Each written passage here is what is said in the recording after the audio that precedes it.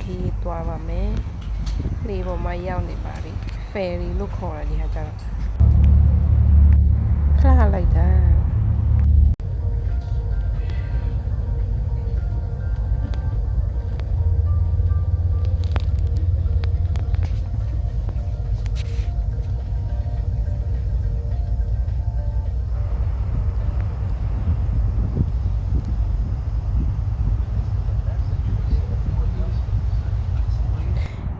ရောက်ရှင်းပါပဲ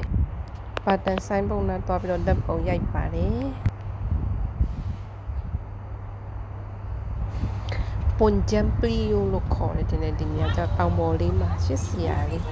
လေးတစ်ခုခုနဲ့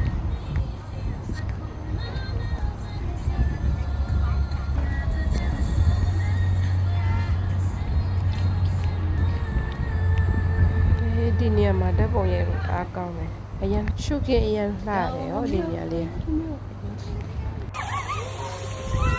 DVD တွေလည်းအများကြီးပဲဒီနေရာမှာ Wow, all right.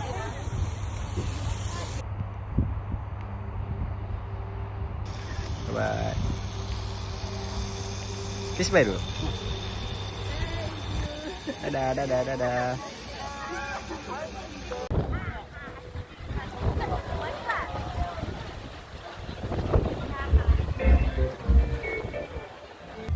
ဒီနေရာမှာ